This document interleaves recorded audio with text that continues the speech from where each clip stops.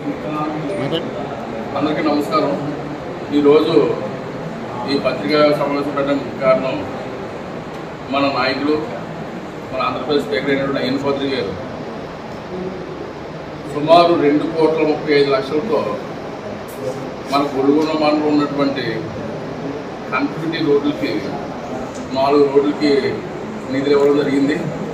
అవి already tender కూడా అయ్యి ఈరోజు పని మొదలు పెట్టడం జరిగింది. నర్సీపట్నం కొయ్యూరు రోడ్డు నుండి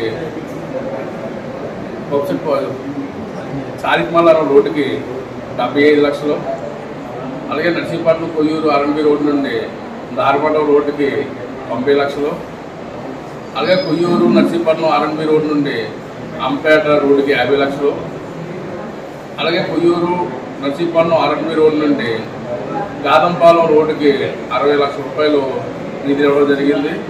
ఈ రోడ్లన్నీ కూడా ఎప్పుడో శిథిలం అయిపోయి ప్రజలందరూ చాలా ఇబ్బంది పడుతున్నారని చెప్పి ఆ గ్రామ ప్రజలు ఆయన దృష్టి తీసుకెళ్తే తక్షణం స్పందించి ఈ నిధులు ఇవ్వడం జరిగింది. అంతేకాకుండా మొత్తం నర్సీపట్నం నియోజకవర్గం మీద 9 రోడ్లకు గాను 6,55,00,000 రూపాయలు నిధులు ఇవ్వడం జరిగింది. అందుకు మా స్పీకర్ అయ్యన్ పాత్రి గారికి, మా నాయకులకి, ప్రజలందరి తరఫున మేమందరూ కూడా ఒకరికి నమస్కారం తెలియజేసుకుంటున్నాం. ఇంకో విషయం ఏంటంటే, మొన్ననే కొంతమంది నాయకులు సకలు ఆగిపోయినటువంటి నర్సీపట్నం మెడికల్ కాలేజ్ దగ్గరికి వెళ్ళి చాలా చవాకులు మాట్లాడడం జరిగింది. ఇప్పుడు ఆ మెడికల్ కాలేజ్ ప్రభుత్వం మారిన తర్వాత కన్స్ట్రక్షన్ ఆఫీసరా, పని మానేసారా, లేకపోతే జగన్ ప్రభుత్వంలో ఉన్నప్పుడే ఆ పని మూల పడేసి ఆ కాంట్రాక్ట్ నిధులు ఇవ్వడం అప్పుడు పేమెంట్ చేయకపోవడం వల్ల జగన్ ప్రభుత్వంలోనే ఆ మెడికల్ కాలేజ్ ద్వారా కన్స్ట్రక్షన్ అయిపోయింది. అవన్నీ కూడా మీకు తెలిసి కూడా ఏదో ప్రజలు ఏదో తప్పుదో పట్టించాలని, ప్రజల దగ్గర ఏదో మేము ఏదో చేసామని చెప్పుకోవడానికి మీరు చాలా ప్రయత్నిస్తున్నారు. కానీ మీరు ఏం చేశారన్నది ప్రజలు ఆల్రెడీ గమనించారు కాబట్టి మీకు ఈ పరిస్థితి.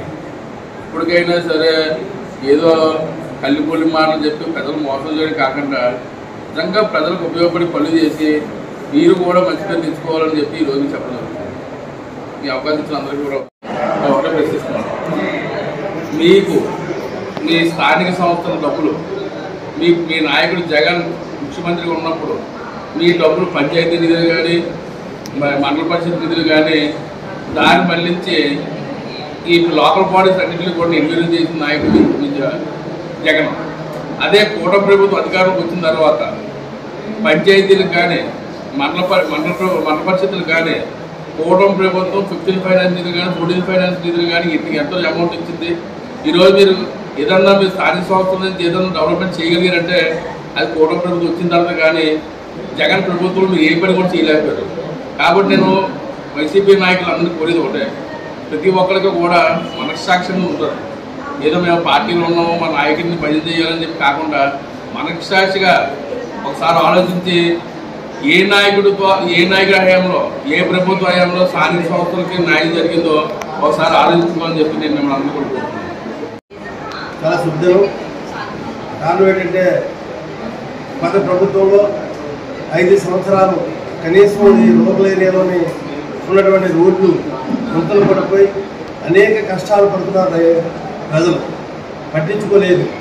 ఈ సంవత్సరాల కాలంలో మరి గౌరవనీయులు ఆంధ్రప్రదేశ్ సభాపతి అయినటువంటి అయ్యన్ పాత్రి గారు దృష్టికి తీసుకెళ్లడంలో తక్షణమే మరి ఈ రూరల్ ఏరియాలో ఉన్నటువంటి రోడ్డుకి సుమారు 2,35,00,000 రూపాయలు ఇచ్చి మరి ప్రజలందరూ కూడా ఆ రోడ్డులో చూసి ఆయన ఏంటంటే స్పందించి ఇవ్వడం జరిగింది. కాబట్టి ఏది ఏమైనా 2014-19 సంవత్సరంలో జరిగినటువంటి అభివృద్ధి ఒక పక్క పెడితే మరి 19 నుంచి 24 వరకు ఏం చేశారన్నది ప్రజలకు తెలుసు. కానీ వేళ ఏంటంటే వాళ్ళు పచ్చి అబద్ధాలు, ఒక ముఖ్యమంత్రి చేసినటువంటి వ్యక్తి అంతటి అబద్ధాలు ఆడుతున్నారు అంటే కొంచెం సిగ్గుగా ఉండి ఆలోచించే ప్రజలు కూడా మాకు కూడా అని చేత ఏదైనా నిజాలు చెప్పండి. ఒకసారి ప్రజలు మోసపోతారు, కానీ ప్రతిసారి మోసపోతారు అన్నది మీ అవివేకం. అని చేత రాబో రోజుల్లో మీరు ఈవేళ ఏంటంటే ప్రజల సమస్య మీద పోరాడాలి, అసెంబ్లీకి రాలేదు, దాక్కుంటున్నారు. ఉదాహరణ కూడా చెప్తాను నేను.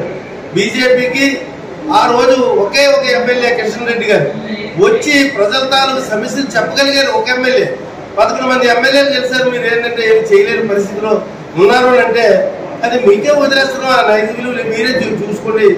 కానీ ఒక ముఖ్యమంత్రిని నేను ప్రశ్నించే స్థాయి కాకపోయినా వింటున్నాం మాటలు.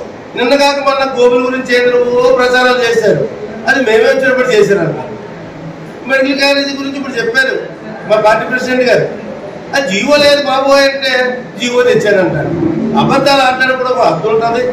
అని చేత ఏదైనా రాబో రోజుల్లో మళ్ళీ ఈ రాష్ట్రాన్ని దిశగా ముందుకు తీసుకెళ్ళాలని ఉద్దేశంతో అటేంద్ర ముఖ్యమంత్రి గారు, అదే పవన్ కళ్యాణ్ గారు, అదే లోకేష్ గారు ఉమ్మడిగా ఇవాళ ఏంటంటే ముందుకు తీసుకెళ్తారు. అది మనం స్వాగతించాలి. దాన్ని స్వాగతించిన బదులు అడ్డుకర వేయడం. ఇవాళ ఏంటంటే బ్రాందీ షాపులు చూసాం. అవి ఏంటంటే కల్తీ మద్యం అన్నారు. వాళ్ళే తయారు చేసి వాళ్ళే బెల్ట్ షాపులకు ఇచ్చి దొరికిపోయి ఇవాళ ఏదో కథలు చెప్తున్నారు. ఇటువంటి ఎన్ని చేసినా ప్రజలు మిమ్మల్ని నమ్మే పరిస్థితిలో లేరని చెప్పి ఈ సందర్భంగా మనం చేసుకుంటూ సెలవు.